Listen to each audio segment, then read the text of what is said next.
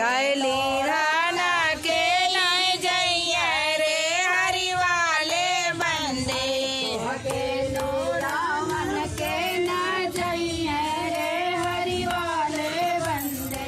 के लोड़ा ना जइया लिया रे मुदावा हो तो के लोड़ा ना जइया मालिया के पुतावा हो जिनके घर के साथ रे हरि वाले बंदे जिनके गजड़वा के साथ रे हरि वाले बंदे जिनके गजड़वा के साथ रे हरि वाले बंदे जिनके गजड़वा के साथ रे हरि वाले बंदे तू दूर काए बसे खुशिया बेटा इतना तू दूर काए बसे खुशिया सुबवा तो अकेली आवन के न जइया हे हरि वाले बंदे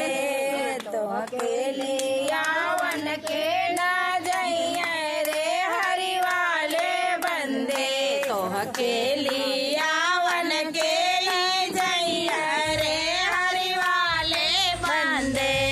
अकेली आवन के ना जइया रे हरि वाले बंदे अकेली आवन जइया ससुरो रामिंदा ससुरो तो अकेली आवन आइया ससुरो रमेश ससुरो जिनके पातो ही आके साथ रे हरि वाले बंदे जिनके बातों ही आके साथ रे हरि वाले बंदे जिनके पातो ही आके साथ रे हरि वाले बंदे जिनके बातों ही आके साथ रे हरि वाले बंदे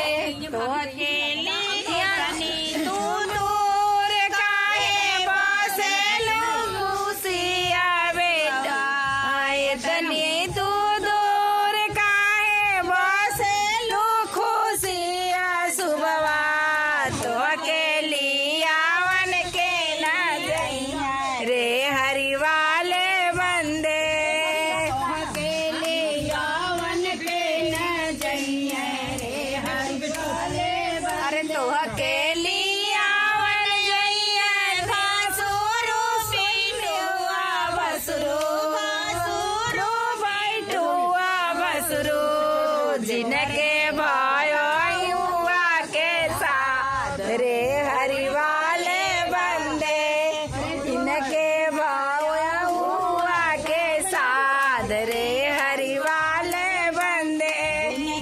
भयो हुआ के साथ रे हरि वाले बंदे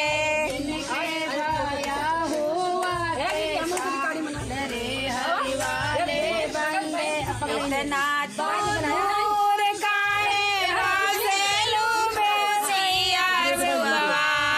इतना तू दूर काहे बसेलू खुशिया सुबवा तो